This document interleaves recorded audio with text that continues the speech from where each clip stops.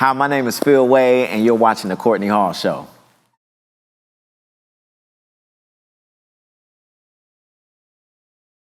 Thank you for watching another episode of the Courtney Hall Show. I say it all the time, but I have a special guest in the building with me today.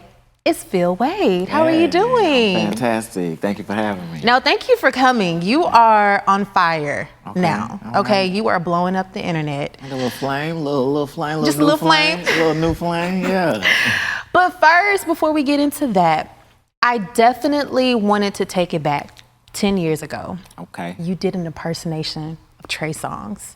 Yeah. And it blew up. Okay. Oh, what was it? Oh. Yeah. Yeah. I keep a little Trey with me. Yeah. You keep them in your back pocket. Yeah, in my back pocket. Yeah, that's my dog. But listen, you got 6.6 million views. Did you think that that was even gonna happen? Oh, never, never. I was just acting crazy with my friends, you know, real organic energy, and that's what I always, been about. Those views just kind of came up, and it was just organic. I didn't even think twice about it. My friends didn't think twice about it. Wow. Just having fun with your homies. Yeah, Right. At that point in time, I believe I was in high school. And I remember thinking, did he really know that they were behind him like that? You didn't know? No, I was requesting food. That's my usual thing. Fat. I got fat spirit. I got fat spirit.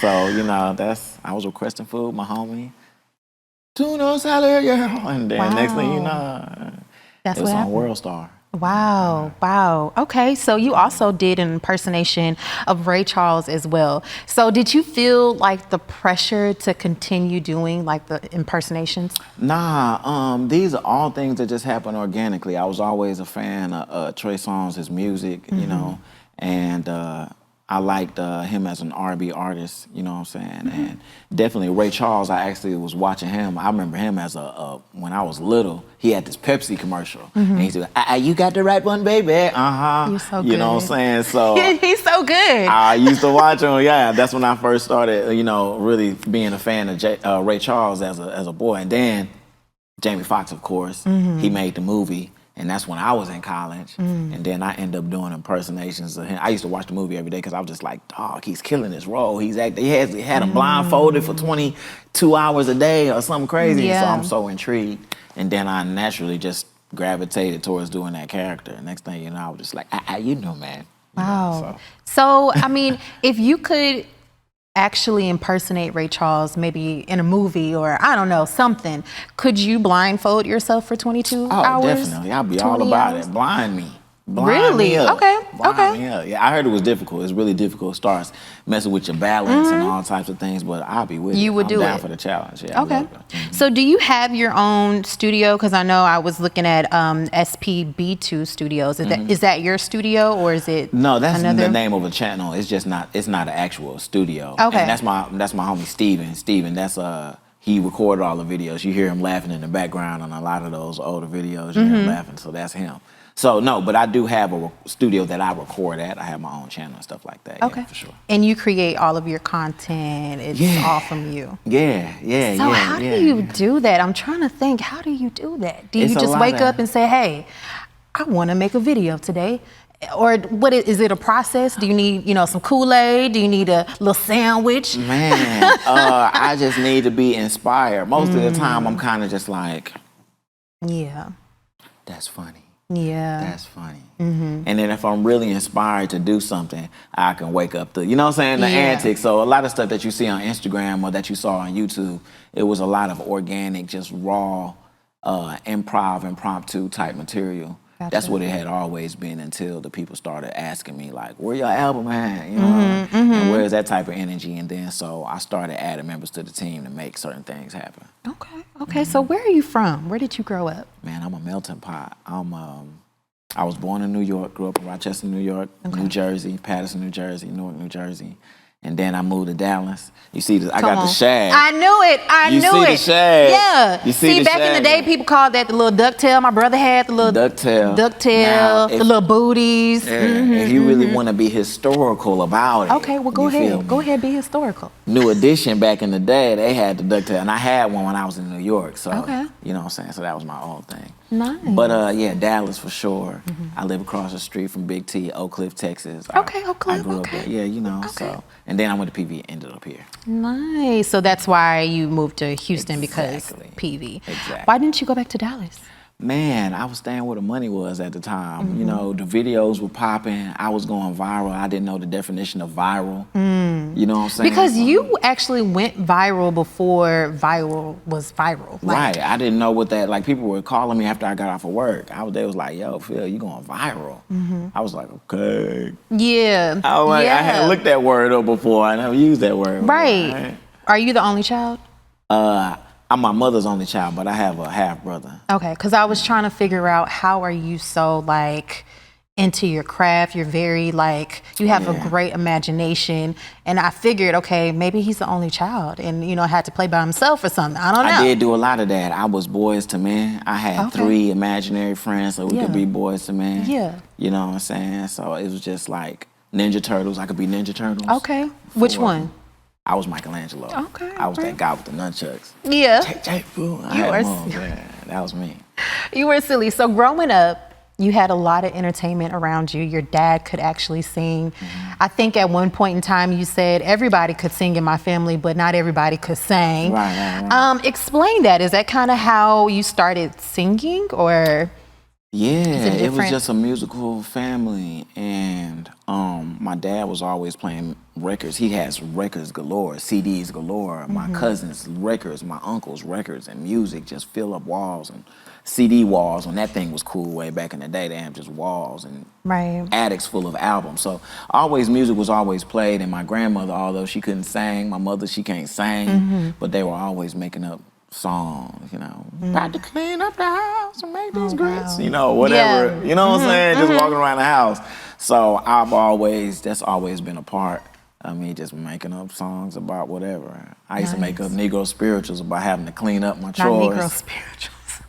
I'm living in a house of hell, no food, no play, just work all day. I'm living in a house of hell. My daddy walked in on me, he was like, sing it again.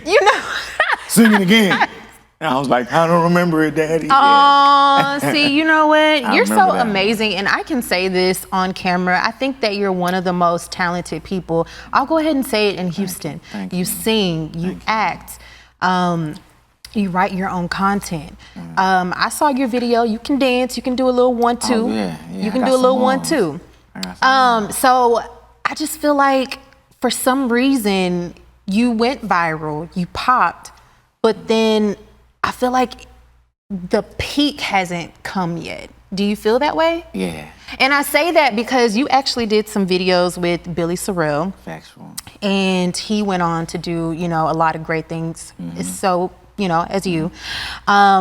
And I feel like he was on major platforms, BET, VH1, all that good stuff. But I didn't see you. And I was like, where's Phill? Me being, you know, a schoolgirl in high school, I'm like, where's Phill?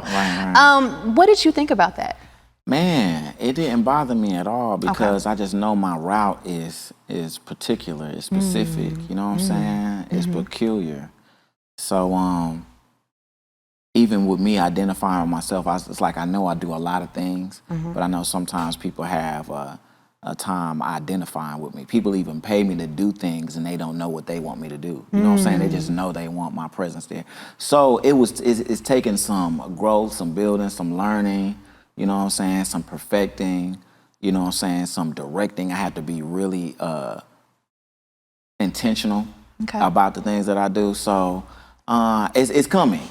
So this new vibe, we're gonna get into that, but the new direction that I'm in, I feel like it's just like the pinnacle of what describes like Phill Wade, is because, you know, people like the comedy and people like jam sessions, people like me to sing, people like me to host, people like me to act. So I think I found something that's really fulfilling me and it's gonna bring me the attention that I want, you know what I'm saying, even if I'm not wilding out or whatever. You know what I'm saying? And not saying that you have to be on that to be, you know, this big superstar. I think that your brand as Phill Wade, whatever you do under that is going to be successful. It already is successful. So You're awesome. Speaking about working with other people, you actually are on the Motown Review. Factual. And I thought it was your show. That's just how much.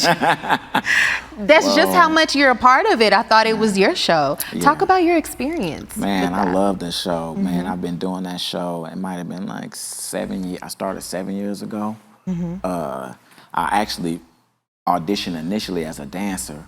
Oh, wow. Yeah. Okay. Yeah. I made it through the little qualifying rounds. I'll never forget, I was doing my little moves, and I had a whole bunch of change in my pocket, and all the change just went across the floor in my audition. So all you hear is click, click, click. And it was like, all right, thank you. And I'm like, yeah, just give me a minute. Oh, and you picked up your change, though. I know that's right. All my change. Yeah, I initially auditioned as a dancer, but I didn't end up doing the show. I was in school at the time. It was just too much going on. So I came back later and auditioned as a singer. Okay. And they gave me the opportunity to do a lot. Shout out to Bass Productions. Shout out to the whole Whitmore family. It's a whole 25-year tradition. Nice. Man, it's beautiful. They hold it every year at Miller Outdoor Theater.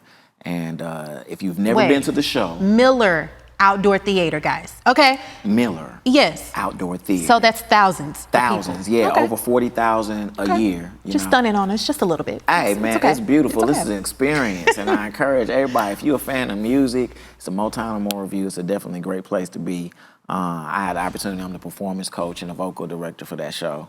So I enjoy doing that. I get to work with some top-tier talent in the city of Houston. And even some talent that come drive in from Louisiana and from other cities to be a part and to rehearse.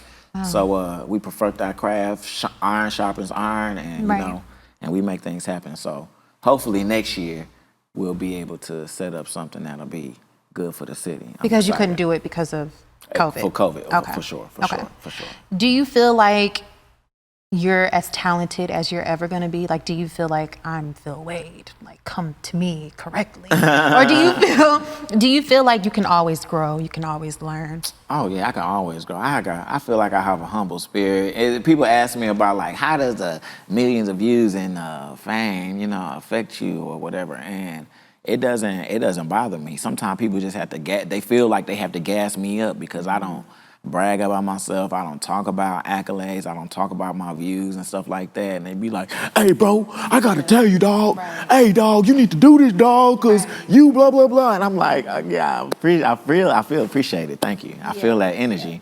You know what I'm saying? So I'm humble like a mumble in the jungle. I just like to work. I like to perform. And, that's what it is. So where did you develop K Really, or how did you develop K Really? Man, I'm always creating things, just making up things. My imagination is just be super wild. And so everybody knows the obvious K Really if you can use your little brain and flip it. You know what I'm saying? Mixing up the letters, you already know what it is. You know what I'm saying? But K Really is more than that. I was inspired because I was watching the versus battles, and I'm like, man, everybody, all these R&B artists battling each other. Nobody want to see that guy. Nobody want to see that guy, you know what I'm saying? But also nobody want to be associated in a battle for obvious reasons. I'm like, I feel that, you know what I'm saying? But I was just like, man, I wish I could take all his hits and just whatever. And I was like, but I can't do that. But man, what if my name was K Really? I flipped it. K Really, you know what I'm saying? Like, oh, you seen the light bulb go on with the top of the head, right?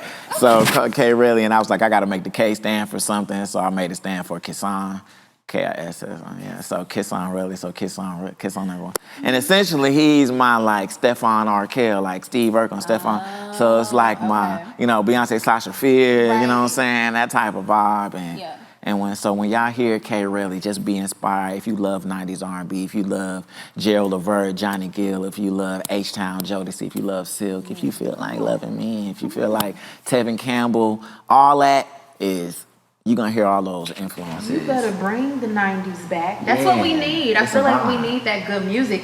And you do have that good music, especially Nasty.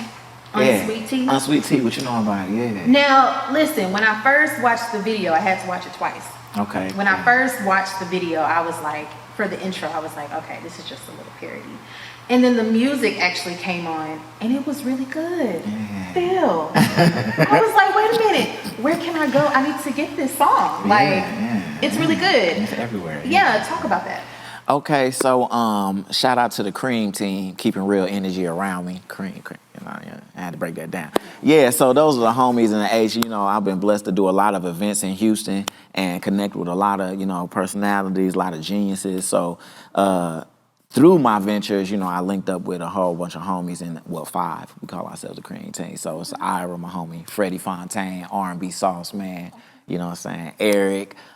Eric King, his name says it all. He's an OG. Madison, you familiar with him? Yes. That's yes, my amazing. guy. That's the note bender. He be bending notes all the time. That boy be singing. Yeah. That's my guy.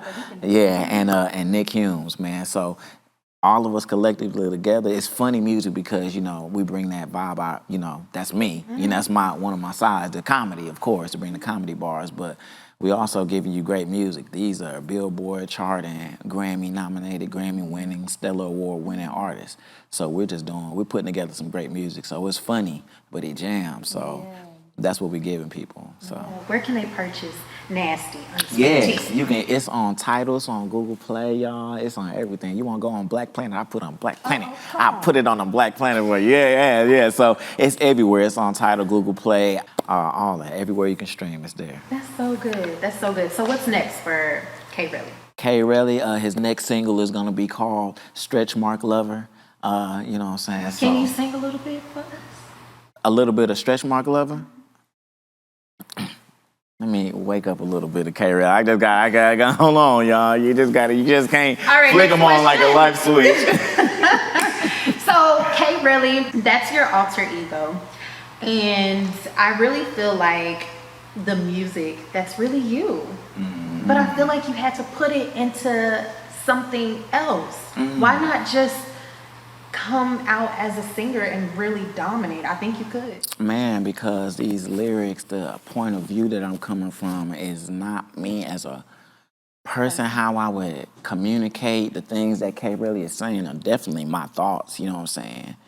But it's just a way of expressing that I wouldn't naturally express myself, you know what I'm saying? But I got this spirit, this flip of R&B in me, this kingmanship, if you will, that I need to express. So when you see K. Relly, you just gonna get the whole vibe, you know what I'm saying? Phill Wade don't be really hitting body rolls like K. Relly be hitting body rolls. You know, a body roll from K. Relly is an experience, so. All right, okay, well, you heard it first, ladies. It's a vibe, ladies, it's a vibe, yeah. Okay, so listen, where can we follow you and how can we support you? Yes, you can follow me at Mr. Phill Wade with 2 L's, not because I'm taking 2 losses, okay? Let's get it clear. All right, gotta be clear, let them know. Right. As the ladies say, on period. All right, so anyway, yes, Mr. Phill Wade on all social media. You can follow K. Relly at Kisson Relly, KISSON RELLY. Download that Nasty Unsweet Tea. Cause your love is like unsweet tea. No, you're not. Yeah, hey, you know. All right. And I'll be on the lookout for Stretch Mark Lover. Yeah, it's a vibe. I bet it is. Listen, what would you tell your younger self if you could talk to young Phill? What would you tell him? Believe in yourself. Do it yourself. You know what I'm saying? And that's a message. That's my homie's real company. Believe in yourself. Do BIYDIY. Shout out to Matt and shout out to Stony Blue. But you have to believe in yourself. You have to do it yourself. You have to start. You have to initiate. You gotta take, you know what I'm saying? You gotta take the wheel. And once you're enthused about what you're doing, people around you, that energy that you need, it'll come to you. You'll attract that energy, the help, everything you need if you start first. Mm-hmm. Where's the collection plate? Because I'm going to need to put in the collection. If you do it yourself, you can believe in yourself and do it yourself and discover your wealth and help yourself and increase your health. Yeah.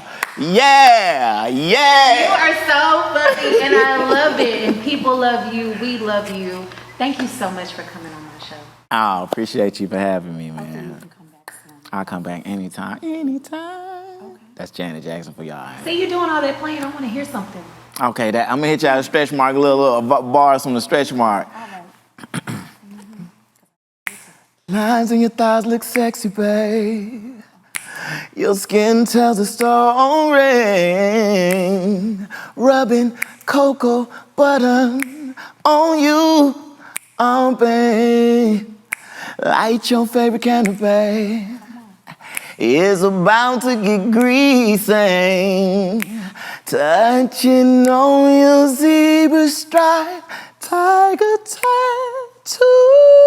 All right, y'all. Yeah. Oh. The acoustics in here blowing. Yeah. It's like that. Okay. It's like that. It's a vibe. Yeah, and your whole demeanor changed too. Yeah. And then I felt it. I'm trying to shake it off. I ain't trying to be body rolling in here.